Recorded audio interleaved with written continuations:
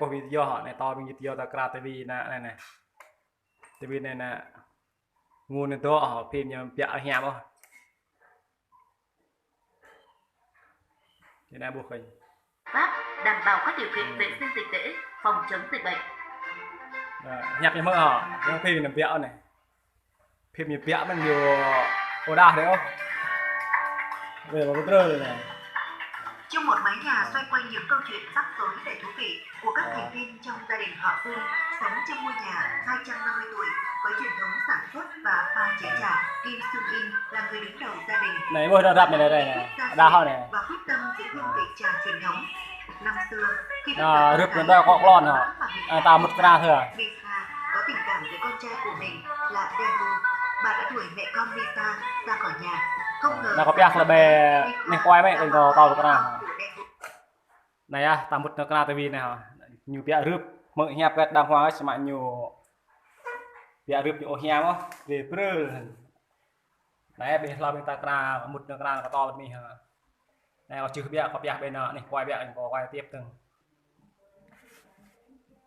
nó ram rướp một lại nhé ta một cái kra nhé đi kiểm tra cái lon này họ nó này ta cầm càng đo cái đó giờ như râm lúc này á râm còn có thò này có càng đỏ ra ở đây mình mua to này mình đây kiểm tra là bằng này họ kiểm tra là bằng này huy pin đây là viên bong thau tạo oxy hóa bằng lặp như này mình mua này có to ép thôi họ viên bong gạch này này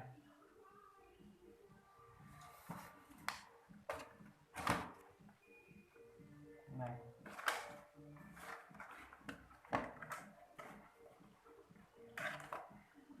nó có xem em làm bằng lặp này họ là cụ này xuôi thì xuôi thì vì nhiều cả cho này nhiều oxy hóa như này tôm nên là bị một xe bằng lặp này nhiều dạ giúp anh em ta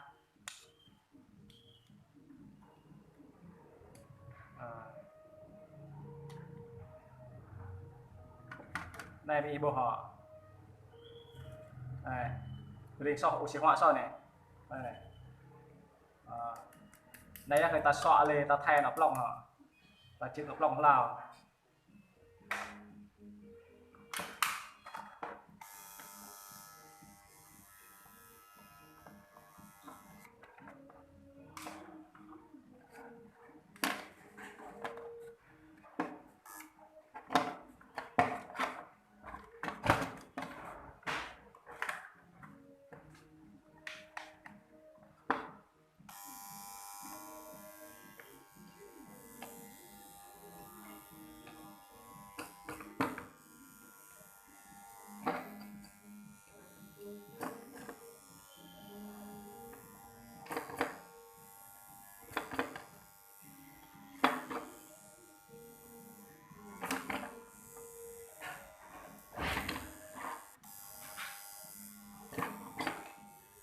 nạp nhé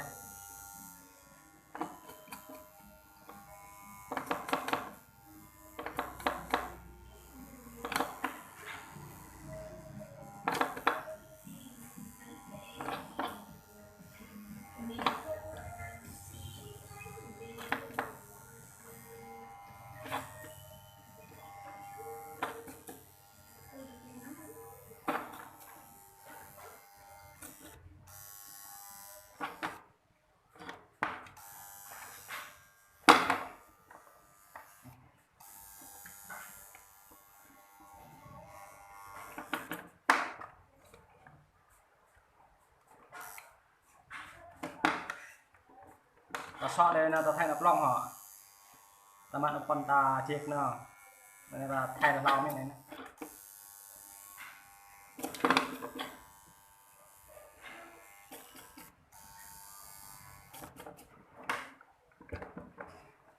đã có chữ bịa giờ cái quay lô đây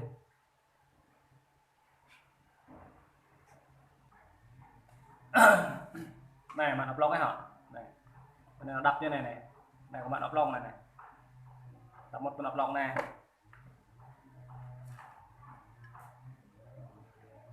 một cái nhựa như họ một cái nhựa bên luồng ra ta hàn lại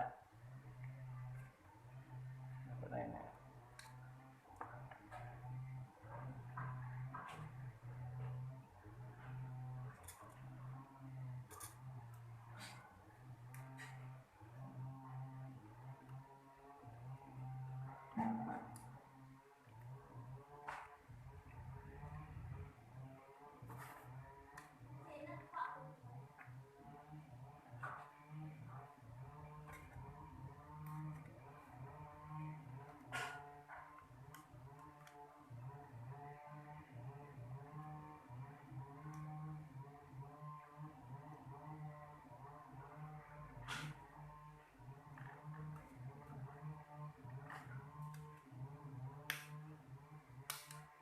đây đang hoa xa kiểu là xa cái năng để được mong đây bị năng bị thông cảm với họ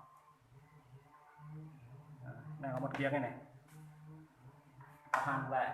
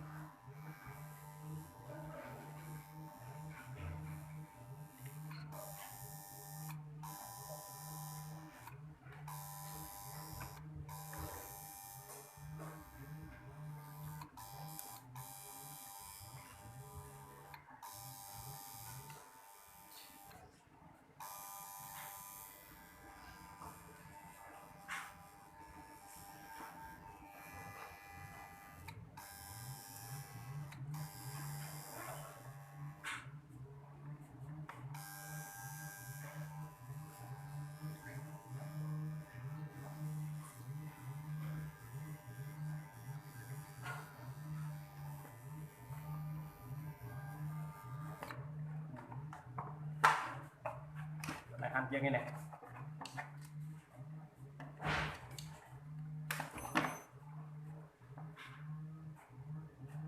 ăn tiếng này ăn với lại là này tôi lại tập bách như này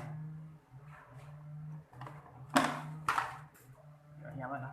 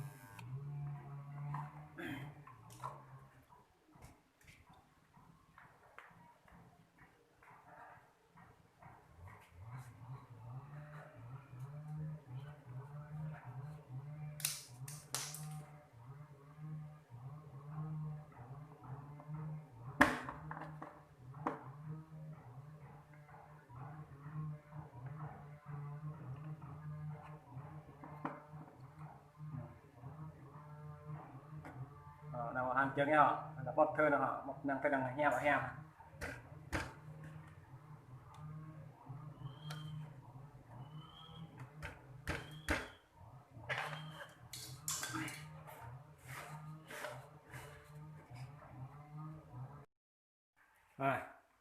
này tắt thơ nào họ năng thử heo và heo họ này. Anh em thì sao hả? Cháu là con một. Ôi trời, vậy thì cô đơn lắm ha.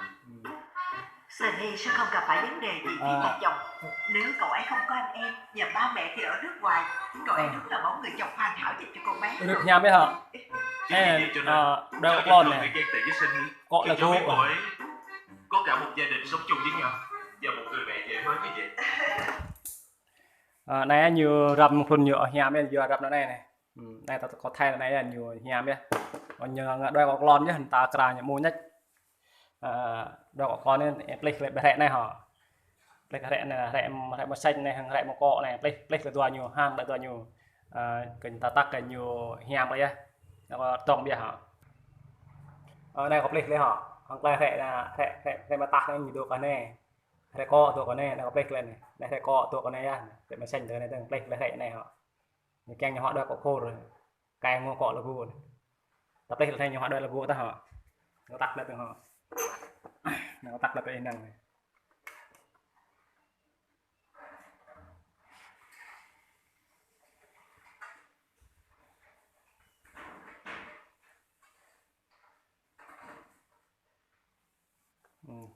Chuột trẻ nào ăn tay đi. Chất là ăn tay đi ra.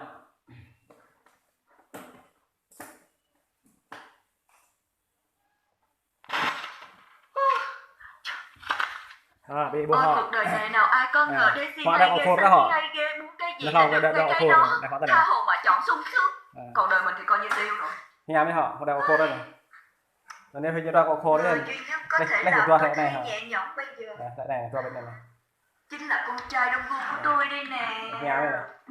Ngồi nói làm nhảm gì nữa đó, ai được lựa chọn gì nữa hả? là có chữ thế này của ni hả